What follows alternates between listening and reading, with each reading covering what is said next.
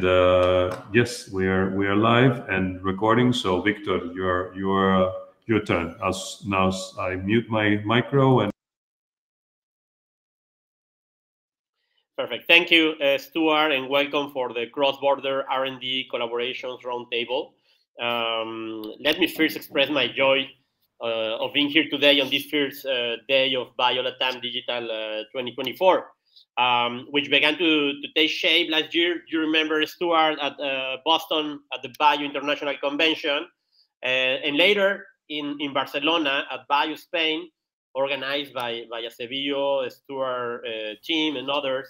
And now, with 9 organization countries, this became a good example of cross-border collaboration to drive business as well as research and development collaboration. So I would like just to make one point about complex ecosystems. Complex ecosystems has 3 relevant characteristics, elements, relationships, and purpose. The innovation ecosystem in biotechnology is undoubtedly a complex ecosystem composed by the same 3 characteristics. Initially, we have a diverse type of organizations, companies, research centers, universities, startups, governments, policies, etc., among other actors that are present in this ecosystem. Secondly, there are different kind of relationships between these actors. You have cooperation, but you have also competition. Other kinds of collaboration, which enable access new companies to reach the market, to launch new technologies, or develop initiatives to increase R&D activities. And finally, the purpose. And the purpose can be determined by the different factors like individual purpose, such as an organizational or collective purpose for a cluster or a chamber of commerce, for example. But it could be also regional or temporal, according to time or a long period vision that we want to reach in order to strengthen this area in our region, for example. So we can affirm then that collaboration fosters the sustainability of innovation ecosystems. However, a challenge lies in generating effective collaboration across these actors and with the action that add value to its participants. That's why today we will engage in two phases, 2 discussions with our experts. We will share with us in the first part of the session how their organizations are promoting cross-border collaboration in R&D. We are going to hear their experience and how they build this collaboration during the time, and what are the results that they can share with us, or the learning process activity, building these collaborations. For the second part, we are going to ask our invitees what factors they consider necessary to cultivate, to improve or increase this type of collaboration in R&D activities in our region. At the end, we hope to have the time to discuss also with the attendees that are presenting also today, because we consider it's important to have this time to discuss what are the difficulties that collaboration projects has during the process, okay? So we invite people also to grow into the chat any comment or question that you have and that you want to address to our panelists. We invite kindly all the assistants to turn off your microphones. That will allow us to have a better session for everyone. Unfortunately, we will not have Georgina Garcia presentation today due to a last-minute issue. However, Georgina has shared with us some relevant points in order to strengthen collaborations in R&D activities. Due also to time constraints, we will present our panelists in a short bio, because this amazing panelist that we have today has a large experience in healthcare, in R&D, in biotechnology, but we will spend more time hearing their experiences and sharing some thoughts about. So Let me now introduce you the panelists for this session. First one, and thank you, Belén, for being here. Belén Codina leads the Team Europe EU LAC held in the CSAI Foundation of the Ministry of Health in Spain. Belén holds a degree in Business Administration and Management from the University of Santiago Compostela and a master in Financial Economics from ICADE. During the last 14 years, she has held different positions in the healthcare sector. In recent years, she has been technical advisor to the ambassador in the special mission for COVID-19 and global health in the Ministry of Foreign Affairs, UE, and Cooperation. Welcome, Belén, of being here. Thank you very much, Victor. Nice to stay here. Welcome. Rafael Lanta is a principal specialist in science, technology, and innovation and Inter-American Development Bank. Rafael, a computer engineer by training, works on the design and supervision of loan operations and grants that promote investment in scientific infrastructure, advancing human capital, R&D, technological innovation, and entrepreneurship, with most focus on biotechnology, artificial intelligence, and geospatial technologies. He also conducts extensive research on institutional frameworks and public policies to foster the bioeconomy. Welcome to Rafael to this session. Victor, many thanks for having me here, and thank you to everyone. It's our pleasure too. Philippe Cunu, he is Director of Services at Rodon Biologics, a contract research development and manufacturing organization based in Lisbon, Portugal. Following his PhD from the Department of Biochemical Engineering, University College London, and a postdoc in Portugal, he has a career in the biotech industry, both industrial and pharma, of over 25 years. He started in the labs as a researcher scientist and rapidly moved into management, where he has experience across many different areas of the business, from technical to commercial. He has been involved in many different projects where relations and collaborations with third parties, like universities, clients, service providers, and manufacturers, were a key element of those projects. Hi, Phil, until Lisbon, and welcome. Muchas gracias. It's about that's the most Spanish you're getting from me this afternoon. Your Spanish is improving. Thank you, Phil. So it's a pleasure to have this talk with you, and we will invite you to start with a short experience about R&D collaborations, and later with the challenges that will allow us in the third part to discuss with the audience that are already here. And I am going to start, ladies first, with Belén Codina. Belén, Latin America presents a promising landscape for innovation. We heard about that two roundtables ago in the financial roundtable. And it's crucial that new actors can collaborate with their expertise and resources. Could you please share with us, Belén, these initiatives that you are leading at the CSAI Foundation, developing to attract investment into this region, thereby foresting in R&D to enhance technology transfer in the life science sector, Belén? Hello. First of all, I would like to thank Acebio for creating this space for debate to discuss and inviting me to this conference, BioLatam. The TII European Union, Latin American and the Caribbean Health Initiative, led by the European Commission and managed by the Spanish Agency for International Development Cooperation and the CSAI Foundation, has two main objectives. First one is supporting regulatory authorities and health systems in LAC countries to boost production, self-sufficiency, and access to medicines and vaccines at the regional level.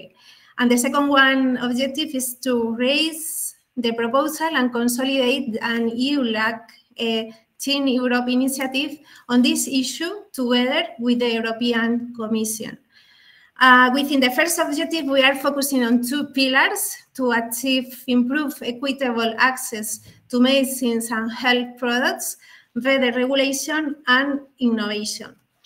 In this sense, our efforts are focused on making the most innovative initiatives and sharing best practices in the region. And in this way, we aim to strengthen institutions and create networks of actors that allow us health and the health managers to develop their public policies. This project, the TI European initiative, is also bidirectional between LAC European Union, and we seek to exchange experiences between the two regions. For this reason, we intend to set up a Team Europe initiative that incorporates not only the experiences of Spain, but also that of other member states such as Portugal, France, Italy, and Germany. I would like to remind you that this initiative was started in response to the COVID-19 crisis, and the idea that to face the great challenges of the future, it's necessary for all possible actors to come together. The great global challenges can only be resolved through active international cooperation in science, technology, and innovation. For this, the development of the biotechnology sector is key to improving the quality of life of citizens, environment, sustainability, economic development, and the generation of qualified employment. And the Spanish biotechnology sector is patenting in Europe and internationally, increased by 6.1% in 2023 compared to the previous year, claiming to third place in patent applications in Spain, according to the last report from the European Patent Office. So in this respect, the role of R&D is key and necessary for three reasons, and very shortly I'm going to explain. Firstly, because R&D policies, both public and private policies, must be based on a precise and exhaustive knowledge of the realities of each country and geographical area. And therefore, the information that can be provided by initiatives such as needs mapping can be essential to ensure that the allocation of resources is efficient. Secondly, because research has a different focus than it had a few decades ago. It's no longer just the work of individuals or individual teams and companies. Rather, it's an open ecosystem of academic, institutional, and business innovation, where the chain linking basic research to applied research must be solid in all its links. This is why we have taken a special care to get to know and connect all the actors.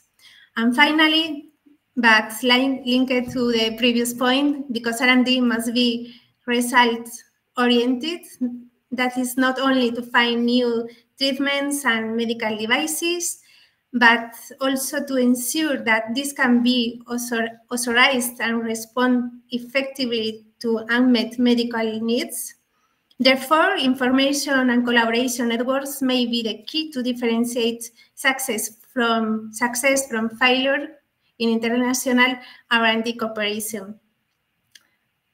And so I would like to end with an example in a cross-border collaboration between Spain and Brazil through the Carlos III Institute and Fiocruz, which aims to deepen cooperation between two institutions in matters related to health, education, and scientific and technological development through technical cooperation and information exchange, especially in the field of rare diseases, infectious diseases, and digital health. Thank you. That's really interesting that you're doing the CSAI Foundation, and I would like to highlight this bidirectional component, because collaboration is not to help one party.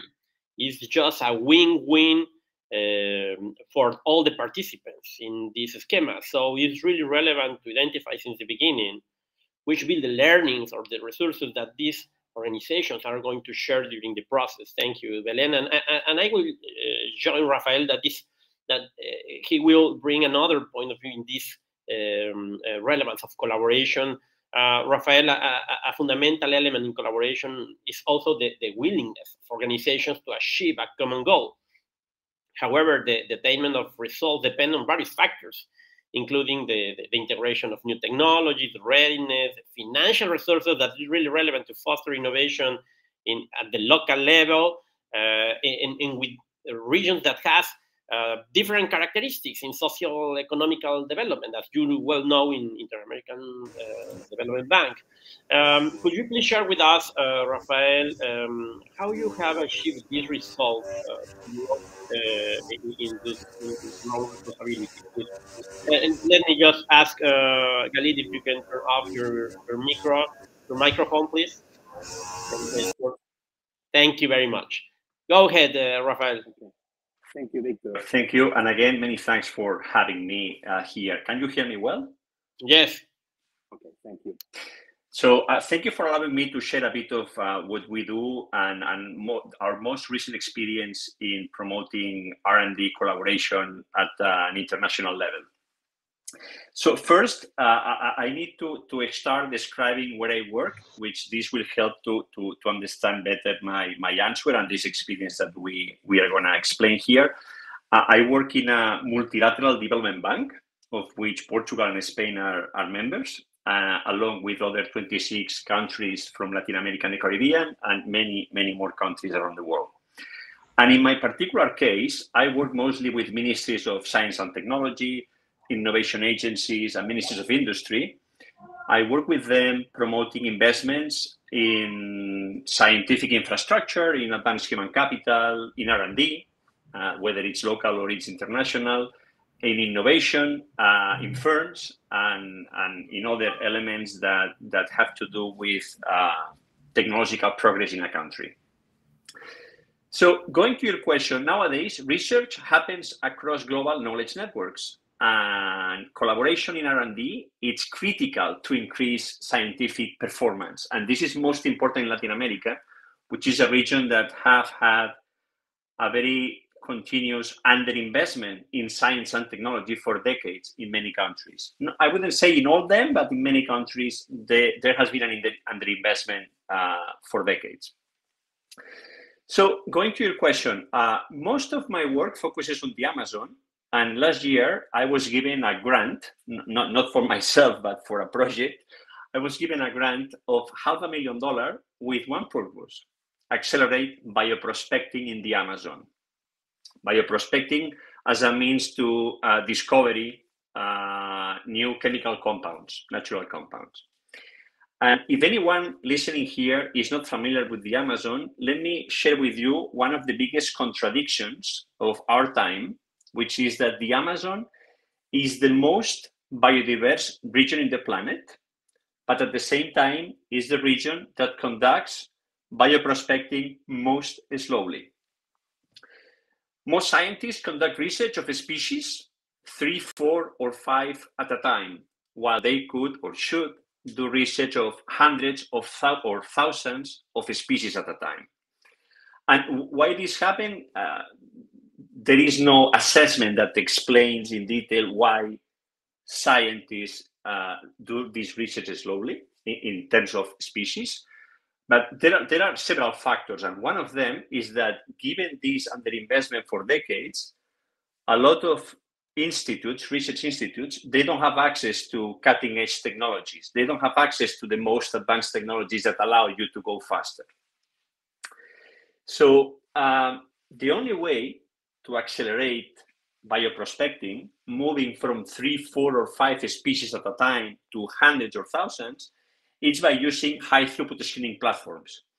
And in the case of Latin America, so far, we have only identified one institution that has a high throughput screening platform, which is the Bioscience National Laboratory in Brazil, in Campinas.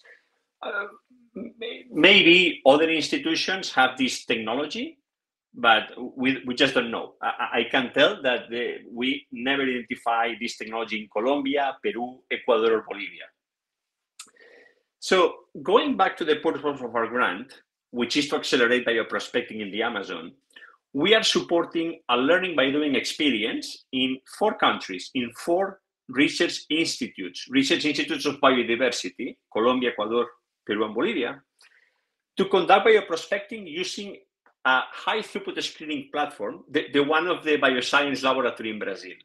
So we connected these institutes with the laboratory in Brazil. They share the technology, how it works, and what's the potential of this technology when you put inside these robots samples, whether it's extracts or fractions of plants, and you conduct bioassays in the order of thousands per minute. So right now, we help these institutes to reach a collaboration agreement with Brazil. One of the beauties of the project is that they share the same biome, which is the Amazon, more than 3 million species, of which there has been only done research about 3% of them. And these institutes in Colombia, Peru, Ecuador, and Bolivia, they will collect samples of the plants that they would like to do research, and they will send these samples to Brazil together with the specifications of the bioassays that they would like to do research, whether it's to find a compound that can fight Chagas, or that can control diabetes, or pain, or any other. So the Brazilian team will use their technology to conduct the bioassays, and then after that, joint teams of the institutes and Brazil, they will continue doing the research with the most promising samples that they had in the bioassays, the ones that they had hit, to use a technical term. And we hope these projects that are being financed with a grant, it's grant money, let's call this is an experiment, but we hope there is an opportunity to create longer relations, longer collaborations between these institutes that before they never talk between them. So they didn't know each other.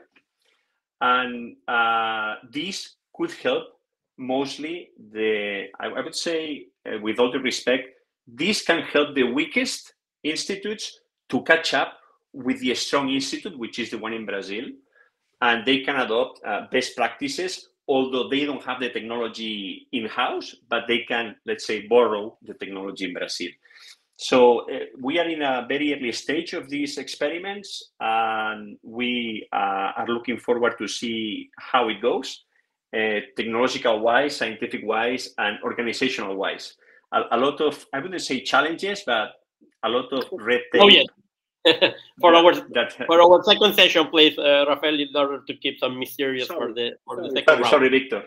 No, it's okay, Rafael. And we discussed in the preparation of this panel that money is a really relevant resource for collaboration, but not always is the most important. No, is that the venture capital firms call smart money. It's money with relationship, money with strategy. Okay, and that's really interesting point how you are achieving these outcomes. Thank you, Rafael. And until now, we have been discussing about processes that are in the last part of the collaboration activities. No, initiatives like Belén talked about, and this kind of program that Inter-American Bank Development is doing in order to reach technology and regional researchers, etc., are part of a process. But it's important also to discuss about the ignition point, how this collaboration start, how two different organizations that sometimes they don't know each other arrives to have a long-term project with their own collaboration, but sometimes with the support of other people. And that's where I will invite Philippe Quenu, because sometimes collaboration is a result of a third party facilitating this outcome. So it is important in this ecosystem to create this figure, to improve these roles that allow to create conditions that facilitate finding common ground among two or more actors. So please, Please, Philip, could you share with us your experience at Rodon Biologics, both in the trust-building process and in achieving a specific outcome, please? Sure. Thank you, Victor. I'm enjoying this event. I've been following it through the afternoon. So it's been really interesting to hear different people commenting on what's going on in Latin American companies. We, as Victor says, we're a contract research and development manufacturing organization. I have to admit, when you mention money, one of my principal goals as leading this business is to make money for my shareholders. But at the end of the day, I also like to think I've got a more altruistic vision for the company.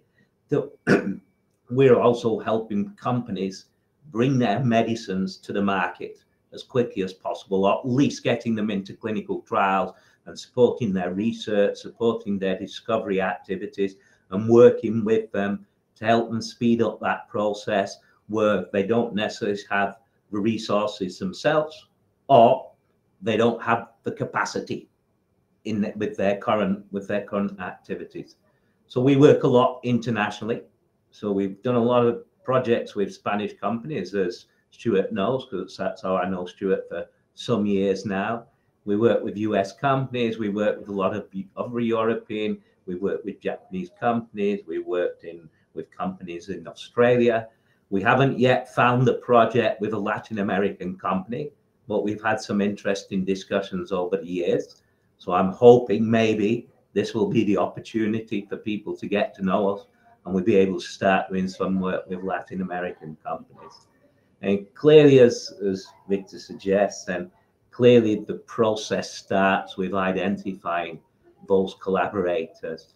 Now, typically, as I say, we are a service provider, so we have a strong marketing activity to identify those individuals who potentially would need our services.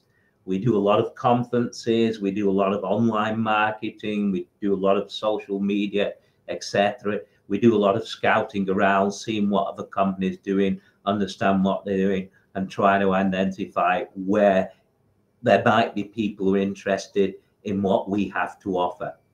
On the other side of that, we don't offer everything that a company will need to develop a process and manufacture a product. So some of those are also, we're often finding ourselves as the intermediate between what you might call our client, so our partner, and helping them and managing and facilitating partnerships with other companies who kind of form part of the puzzle of which we're just a piece. So we have a lot of experience in managing these kind of disparate companies, trying to find, and really it all starts with clearly conversations. And clearly today conversations are facilitated via these video conferencing facilities. So clearly it starts with trying to define what exactly you want to do, who potentially has the technology or the know-how who can help you develop that, and then speaking with those individuals and trying to understand if there's a common objective or a common goal, and therefore trying to divine together a program of work which will address that common goal. Yeah? So there might be in projects we're running, we might be doing maybe 50 or 60% of the project, but other companies who are involved will be doing another 10% here, another 20% there, etc. And we'll be kind of managing this across different borders. So sometimes the individuals involved in those projects are coming also from different countries with different cultures. What the idea is to find some company with you share a common goal, a common objective, and you can build a strong relationship, because that's important. It's important to have trust between the individuals involved in these relationships, and it's important to all be working towards that same goal and working towards the same objective. So clearly things start with these video conferences, you have a discussion, you understand what you want to achieve, you understand what the others can bring to the table, and then following on from that, if you're interested in pursuing that further, it's always good. And I'm a big believer in face-to-face meetings. I'm one of a generation, probably like yourself, Victor, and a number of people who are attending here, when we didn't have video conferencing facilities. So we would either pick up the phone or get on a plane and sit round the table together for several hours to map out the projects and discuss what can be done, etc. And I think even today, although video conferencing facilities help that and facilitate that, I think there's nothing better in building a relationship than going over, sitting down together, talking about project, understanding what each other brings to the project, visiting facilities, have a nice dinner, have a few beers, have a wine. That's really good for kind of building that relationship and trust that you need in order to move these projects forward. So I think, as well as video conferencing, I think face-to-face meetings are important, and clearly that continues as you start the project together. So clearly starting the project together, you've got to define the project, you've got to define responsibilities, milestones, objectives, timelines, etc. Contracts which consider IP rights, contracts which consider responsibilities, management of the project, payment schedules, all these things that go into kind of defining a contract and the actual project plan before the project moves forward. And then as you move the project forward, it's important to maintain that communication. It's important to have those regular meetings. We typically, for our project, we're meeting almost every 2 weeks. Or sometimes maybe the project wouldn't need that kind of frequency. So you need to think what kind of frequency you need to communicate. And it's also important to have that openness and honesty in a relationship, because we're dealing with R&D. Even what we do is research and development. So our customers are research and developing new biological entities that potentially they then take into the clinic to do some tests to see whether that has a therapeutic value or not. But things don't always quite go as well as you anticipate. So you need that good working relationship to give both the good and bad news. And if you have a good working relationship, then you can address those challenges together.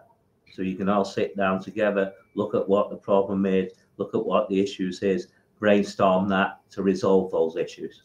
So I think It's important in collaboration, this element of communication, openness, honesty, trust in developing that collaborative relationship.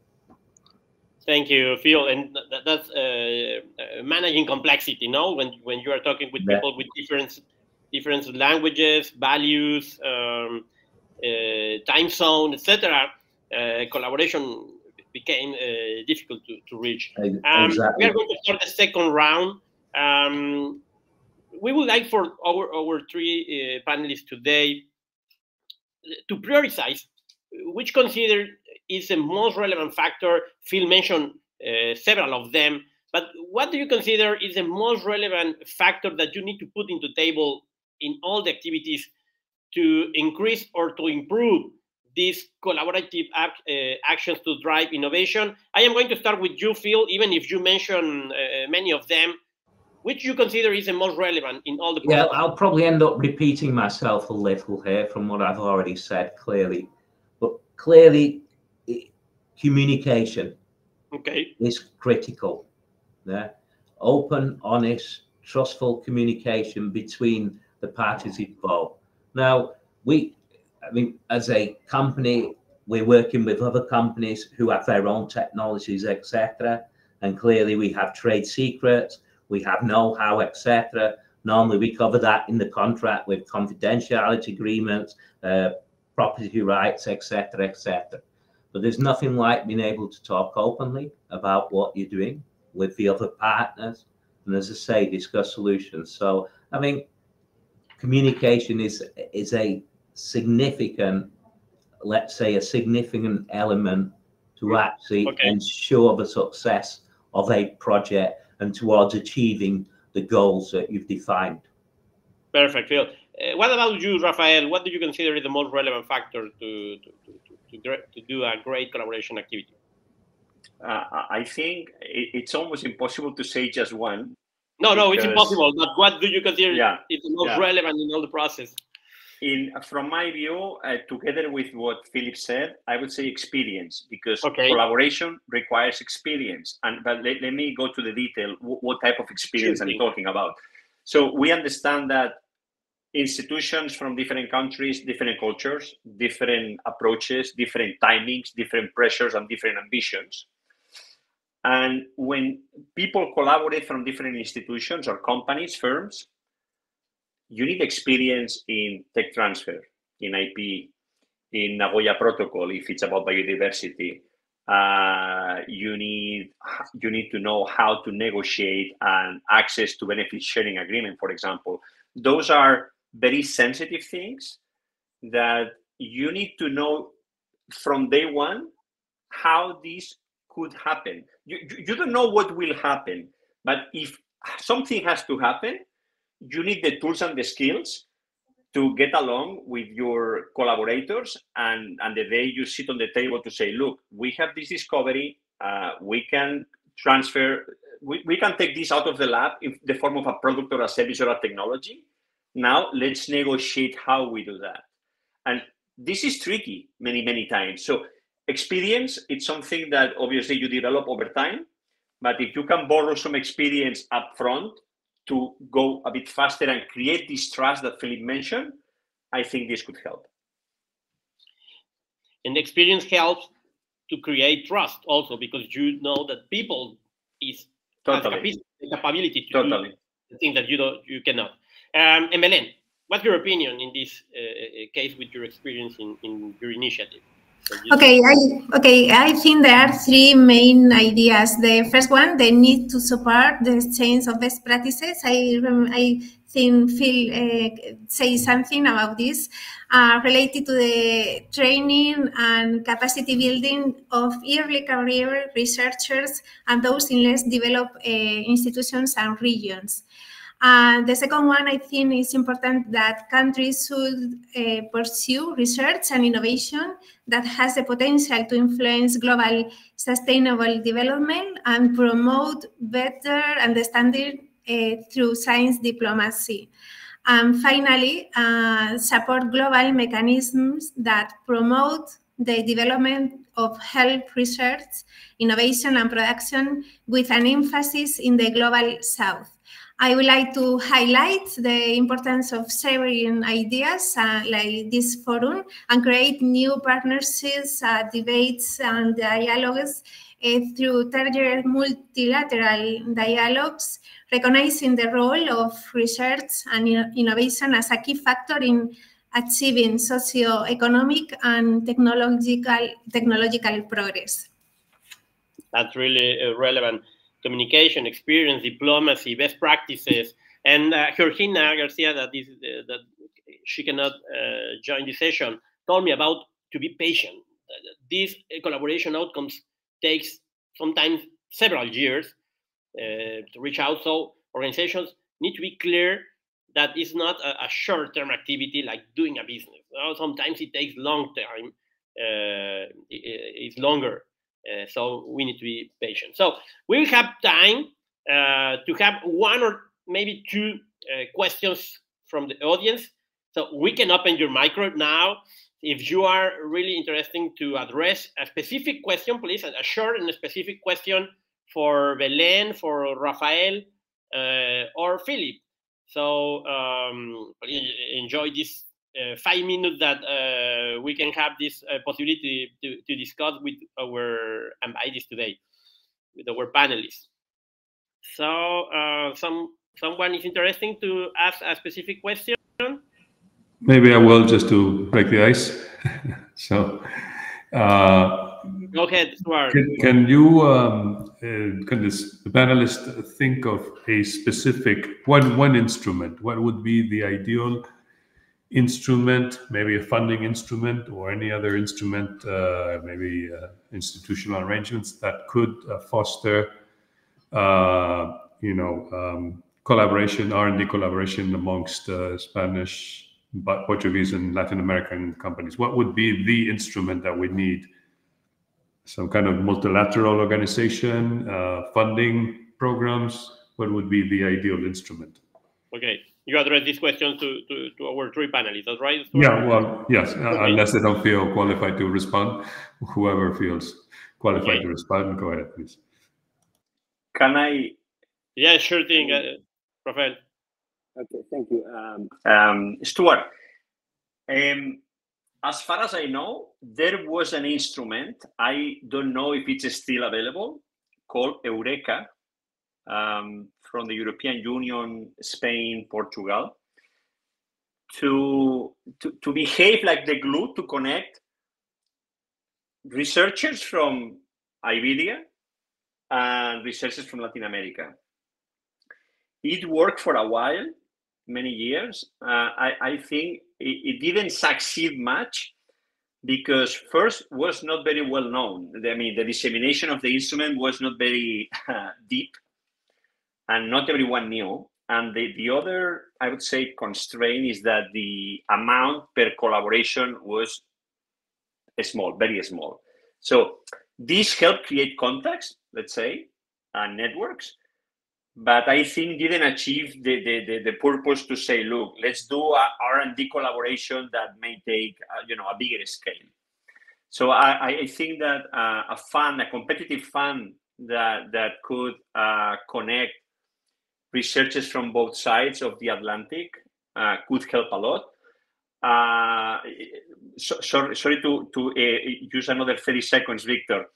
The European Union, they have a program called the Bio-Based Industry Joint Undertaking that has once a year a competitive call of funding for R&D projects. And because it's European Union, each proposal has to have institutions or firms from 3 countries or more of the European Union. Latin America firms and institutions are welcome to be part of this consortia in these competitions of project proposals. So this kind of instrument could be redesigned to promote more R&D between Iberia and Latin America for sure. Thank you, Rafael. Is there any other question to our panelists that you want to do? They have a lot of experience, and you can address your specific points or comments, or also experience doing collaboration. Yes, Victor, I would like to highlight another instrument that from the EU perspectives is the Global Gateway Strategy and its objectives to strengthen supply chain and local vaccines productions. And this is a financial instrument, an agenda that was launched on June last year, and it's very interesting to bring private sector innovation facilities, trade, diversify global value chains, and strengthen scientific, diplomatic, and human links between both regions with a bi-directional collaboration. So it's interesting also. Thanks. Perfect, Belen. Philip, do you have other instrument that you can recommend to our audience? No, I mean, what Rafael mentioned is the Eureka. So we've used that in the past. It still is available. I'm not exactly sure under what terms and conditions. I think often those are more towards the D side than the R side, if I remember correctly. So often they're looking to fund you to help you kind of develop something which is to the market or close to the market. For example, a biological pharma product close to market would be a clinical trial. And so often those can be limiting in terms of promoting the actual, let's say, the earlier collaborations. So the collaborations at that, let's say, technology development, the R side of things, which could also be interesting collaborations to foster within the kind of Latin America and European Portugal. But I must admit, I'm probably not as familiar as Belen and Rafael with these different funding opportunities that exist. My funds come from my clients.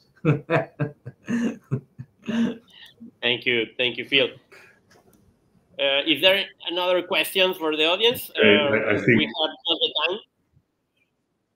We need to finish. I think we have to wrap up because the time is up. Okay. Yeah, and it's time to Okay, just 1 minute to end this session, Stuart. Thank you. I would like to thank... One request, Gabriel. Just one request for Belen. If she could repeat the name of that instrument she mentioned, or she can... Global Gateway. Yes, it's a global gateway agenda is to address to the sector innovation to facilitate trade and diversify the global value chains and strengthen scientific and diplomatic relations and between both regions. And in its objectives to strengthen supply chains and local vaccines production. Okay. Perfect. Thank you. Perfect, Belen. So, as just to finish this session, as Phil mentioned, communication is really relevant for collaboration. So, we would like to invite you to communicate in this platform, B2Match, and BioLatam Digital was built in 1 day with roundtables with experts like Belen, Rafael, and Phil today in this session and the others. But the next day, you will have 4 days to initiate communication with other organizations from more of 14 countries, almost 150 organizations. So you can launch your first communications. And the goal, it was just this one, to start future collaboration projects, R&D, business, and other goals. So we will invite you to join also the platform for the one-on-one meeting. And thank you again, Stuart, for this possibility to moderate this session. Have a nice afternoon in your countries, even morning from Mexico and other countries. Thank you very much. Thank you. Yeah, thank you, Stuart, for all the organization. Great, and thank you, everyone. Yeah, thank for you. Your attention here. To be here. Have a nice day. Thank you. Nice.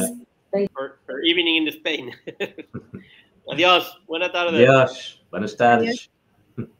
Yes.